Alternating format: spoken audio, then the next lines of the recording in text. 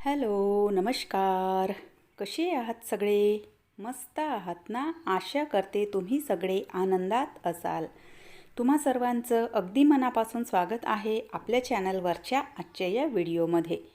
तर बऱ्याच वेळा ताईंच्या कमेंट असतात की सायंकाळची पूजा कशा प्रकारे करता, काय काय करता सायंकाळच्या पूजेमध्ये, काय वाचन करता, त्याचे काय नियम आहेत, तर याविषयी एक डिटेल व्हिडिओ बनवा म्हणून. तर त्याचविषयीचा आजचा हा व्हिडिओ असणार आहे. तर बघा, सायंकाळची पूजा का बरं करावी, सगळ्यात महत्त्वाचं म्हणजे पूजाच का बरं करावी. तर बघा, देवाने आपल्याला इतकं सगळं काही दिलेलं आहे, त्याबद्दलची कृतज्ञता व्यक्त करण्यासाठी, आपल्या मनाला शांती मिळण्यासाठी म्हणून आपण पूजा करायची. आणि सायंकाळच्या पूजेचे महत्त्व बघा सगळ्यांनाच माहिती आहे. सायंकाळची पूजा करणे खूप महत्त्वाचे आहे, कारण ती दिवसभराच्या ताणानंतर आपल्या मनाला शांती देते, आध्यात्मिक ऊर्जा वाढवते आणि घरातील नकारात्मकता दूर करते आणि घरामध्ये सकारात्मकतेचं वातावरण आणते. आपल्या घरातील नकारात्मकता दूर होते, मन शांत होते. कृतज्ञता आणि ऐक्यामुळे ही वेळ देवाचे आभार मानण्यासाठी आणि कुटुंबासोबत आध्यात्मिक वाढ साधण्यासाठी एक संधी देते. सायंकाळच्या वेळी आध्यात्मिक स्पंदने जी आहेत तर ती तीव्र होतात. सूर्यास्ताच्या वेळी ऊर्जा बदलते, त्यामुळे या वेळेत केलेली जी पूजा आहे तर ती अधिक प्रभावशाली मानल्या जाते. तर म्हणून मग सायंकाळच्या वेळेला देवपूजा जी आहे तर ती माणसाने नक्की करायची. प्रत्येक घरामध्ये सायंकाळच्या वेळी देवाजवळ आणि तुळशीजवळ एक तरी दिवा लावणे खूप महत्त्वाचे आहे. यामुळे आपल्या घरातील नकारात्मकता दूर होते, आपल्या मनाला शांती मिळते आणि आध्यात्मिकतेबद्दल बघा, आपलं जे मन आहे ना तर ते आणखी अध्यात्मामध्ये गुंतत जातं. आणि अध्यात्म आपल्या जीवनासाठी किती महत्त्वाचं आहे तर हे तुम्हा सगळ्यांनाच माहिती आहे, वेगळं मला काही सांगण्याची गरज नाही. तर त्यामुळे सायंकाळची पूजापाठ ही नक्की व्हावी. कल्याणम आरोग्यम धनसंपदा शत्रुबुद्धी विनाशाय दीपम ज्योती नमस्ते दिव्या दिव्या दीपकार कानी कुंडल मोती हार दिव्याला पाहून नमस्कार. दिवा लावला देवापाशी, उजेड पडला तुळशीपाशी, माझा नमस्कार सर्व देवांपाशी. तर अशा प्रकारे बघा, सायंकाळची पूजा का बरं करावी, तर हे शॉर्टकटमध्ये मी तुम्हाला सांगितलं. सायंकाळच्या पूजेमध्ये माझ्या इथे ना 6 दिवे लागतात. एक दिवा देवाजवळ ना कंटिन्युअसली जळत असतो सकाळच्या पूजेपासून संध्याकाळपर्यंत. आणि देवपूजेसाठीचं जे तेल आहे तर ते मी तिळचं तेल वापरते. तिळज्योती कंपनीचं तेल आहे हे, आणि अगदी शांत गतीने ना याच्याने ना दिवे छान जळतात. सकाळ संध्याकाळ एक एक दिवा ना तुपाचा लावते देवाजवळ. सकाळीसुद्धा लागतो आणि संध्याकाळीसुद्धा एक एक दिवा ना तुपाचा म्हणजे देवाजवळ मी रोज लावते. सायंकाळच्या वेळेला एक दिवा तुळशीजवळ, एक दिवा बेलाच्या झाडाजवळ, एक दिवा स्वयंपाकघरामध्ये आणि एक दिवा आपला मुख्य जो दार असतो तर त्या उंबरठ्यावर हे दिवे लावते. तर बघा, म्हणजे प्रत्येक ठिकाणी इथे जे आपण दिवे लावतो तर त्या प्रत्येक गोष्टीचं एक महत्त्व आहे. कोणाला वाटेल की उगाचे फालतूचे धंदे आहेत, पण प्रत्येक गोष्टीचं ना एक महत्त्व आहे. म्हणजे बघा, प्रत्येकालाच नाही, पण कोणी कोणी बघा अगदी ना असे आस्तिक मनाचे असतात, तर त्यांना असं वाटतं की उगाचे फालतूचे धंदे आहेत म्हणून. आणि बऱ्याच दिवसांच्या आधी ना अशी कमेंटसुद्धा होती, म्हणून मग मी तुम्हाला इथे म्हटलं. तर बघा, जेव्हाही आपण तुळशीजवळ दिवा लावतो तर तुळशीजवळ दिवा लावल्याने आपलं मन शांत राहते, घरामध्ये सकारात्मकतेची वाढ होते. तुळशी जी आहे तर ती माता लक्ष्मी आणि म्हणजे शालिग्राम जो आपण ठेवतो तिथे तर विष्णू भगवानांचं ते रूप आहे, त्यामुळे तुळशीजवळ एक दिवा नक्की लावायचा. एक दिवा स्वयंपाकघरामध्ये लावते. स्वयंपाकघरात दिवा लावल्याने नकारात्मकता दूर होते, घरात सुख समृद्धी येते, वास्तुदोष कमी होतात आणि सकारात्मक ऊर्जा वाढते. विशेष करून सायंकाळच्या वेळेला स्वयंपाकघरात दिवा लावल्याने अखंड लक्ष्मी घरात राहते असे मानले जाते. त्यामुळे घरामध्ये शांती आणि ऐश्वर्य टिकून राहते. यामुळे कुटुंबातील सदस्यांची प्रगती होते आणि घरामध्ये आनंद नांदते. सोबतच एक दिवा उंबरठ्यावर सुद्धा लावते. आपला जो उंबरठा आहे तर तो सर्व शक्तींचं केंद्र आहे. आपल्या घरातील सगळ्यात शक्तिशाली जी शक्ती आहे तर ती आपल्या उंबरठ्यामध्ये स्तंभित असते. तर त्यामुळे उंबरठ्यावर सुद्धा एक दिवा लावायचा. सायंकाळच्या वेळेला लक्ष्मी आपल्या घरामध्ये येते, लक्ष्मीचं आगमन आपल्या घरामध्ये होते. त्यांच्या स्वागतासाठी म्हणून एक दिवा आपल्या उंबरठ्यावर नक्की लावायचा. दिवसाने तर शक्य होत नाही, पण रात्रीच्या वेळेला उंबरठ्यावर स्वयंपाकघरामध्ये तुळशीच्या झाडाजवळ, आणि माझ्या इथे तिथेच बेलपत्र आणि शमीपत्राचं झाड आहे तर तिथेसुद्धा मी एक दिवा लावते. बेलपत्राच्या झाडाजवळ दिवा लावण्याने भगवान शिवांची कृपा आपल्यावर राहते, लक्ष्मी प्राप्ती होते आणि पापांतून मुक्ती, पितृदोष निवारण, ज्ञान आणि वृद्धी अशा बऱ्याच गोष्टींचे फायदे आपल्याला होतात. त्यामुळे बेलाचं झाड जर तुमच्याकडे असेल तर आवर्जून रात्रीच्या वेळेला एक दिवा बेलाच्या झाडाजवळ लावायचा.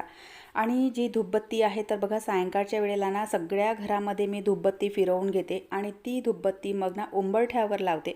कारण देवघरामध्ये लावल्यानं बघा ती ना म्हणजे थोडासा धूर होतो त्याचा आणि भिंती काळ्या व्हायला लागतात, म्हणून मग बाहेर उंबरठ्यावर ना मी ही धूपबत्ती लावून घेते.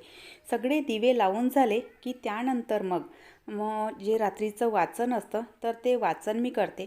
तर त्या वाचनामध्ये बघा सगळ्यात आधी सुरुवात होते मंत्रोच्चारणापासून. 4-5 मंत्र आहेत तर त्या मंत्रांचं मंत्रोच्चारण करून घेते मी आणि त्यानंतर मग ना माझं मुख्य वाचन चालू होतं. तर सगळ्यात पहिलं जे पठण असतं, जे वाचन असतं ते असतं गणपती अथर्व शीर्षाचं. कारण सगळ्यात पहिला जो पूजेचा मान आहे तर तो आहे गणपती बाप्पांचा.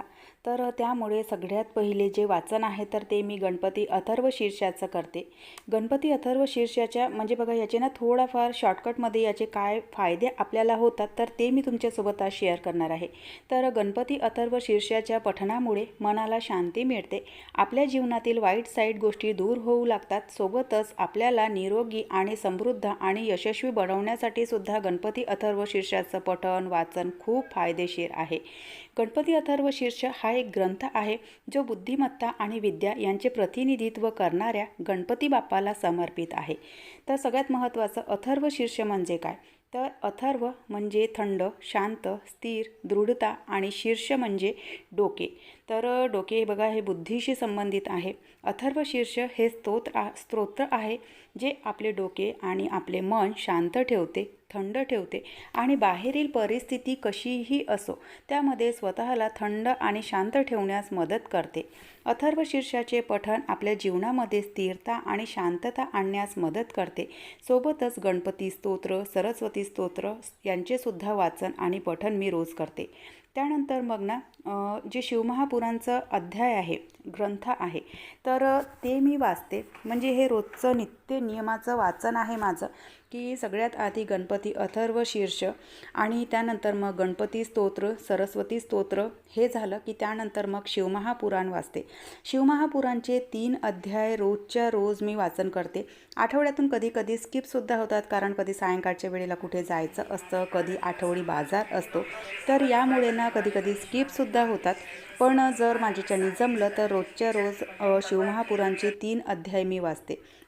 शिवमहापुराण अध्यायाच्या वाचनाचे काय फायदे आहेत, तर बघा आपल्या पापांचा नाश आणि पुण्याची प्राप्ती आपल्याला होते, इच्छापूर्ती आणि सुख आपल्या जीवनामध्ये येते, आरोग्य मिळते आणि सोबतच बघा पापांतून मुक्तीसुद्धा आपल्याला मिळते, मोक्ष आणि जे शिव भगवान आहे तर त्यांची प्राप्ती होते, शिवलोकाची प्राप्ती होते. ज्यांना कोणाला संतान प्राप्तीमध्ये अडचण येते तर संतान प्राप्तीसाठी सुद्धा शिवमहापुराणचे अध्याय वाचणं खूप महत्त्वाचं असते. ज्ञान आणि मार्गदर्शन आपल्याला मिळते आणि सोबतच आपल्या जीवनामध्ये ना सकारात्मकता येते. तर म्हणजे अगदी बघा शॉर्टकटमध्ये या वाचनाचे काय काय फायदे आहेत तर ते मी तुमच्यासोबत आज शेअर केलेले आहेत. तर अशा प्रकारे बघा शिवमहापुराणचे सुद्धा रोजच्या रोज 3 अध्याय मी वाचते आणि सगळं वाचन झालं की त्यानंतर बघा जे जे ग्रंथ आहेत तर ते ना त्यांच्या जागी अगदी आदरपूर्वक ठेवून द्यायचे. वाचनासाठी जे स्टँड मी वापरते तर ते सुद्धा अगदी मंदिराच्या जवळच ठेवलेलं असतं. त्यानंतर मग माळजप करून घेते. माळजप केल्याने एकाग्रता वाढते, मानसिक शांती मिळते, तणाव कमी होतो आणि सकारात्मक ऊर्जा आकर्षित होते, ज्यामुळे आध्यात्मिक उन्नती आणि मनोकामना पूर्ती होते. रुद्राक्ष, चंदन, तुळस यांच्या माळांचे बघा वेगवेगळे फायदे आहेत. म्हणजे माळ जपण्यासाठी आपण रुद्राक्ष, चंदन, तुळस, स्फटिक या माळा वापरतो. तर महादेवांच्या आराधनेसाठी रुद्राक्षाची माळ, लक्ष्मीच्या आराधनासाठी तुळशीची माळ, सोबतच चंदनाची माळ, तर अशा माळी असतात. त्यानंतर मग बघा माळजप झाली की त्यानंतर मग ना मंत्रोच्चारण करून घेते. वक्रतुंड महाकाय सूर्यकोटी समप्रभ निर्विघ्नं कुरु मे देव सर्वकार्येषु सर्वदा. ओम त्र्यंबकं यजामहे सुगन्धिं पुष्टिवर्धनं उर्वारुकमिव बन्धनान् मृत्युर्मुक्षीयमामृता. ओम सर्वमंगलमांगल्ये शिवे सर्वार्थसाधिके शरण्ये त्र्यंबके गौरी नारायणी नमोस्तुते. ओम भूर्भुवस्वः तस्य वितुर्वरेण्यं भर्गो देवस्य धीमहि धियो यो नः प्रचोदयात्। या देवी सर्वभूतेषु शक्तिरूपेण संस्थिता नमस्तस्यै नमस्तस्यै नमस्तस्यै नमो नमः। या देवी सर्वभूतेषु क्षमारूपेण संस्थिता नमस्तस्यै नमस्तस्यै नमस्तस्यै नमो नमः।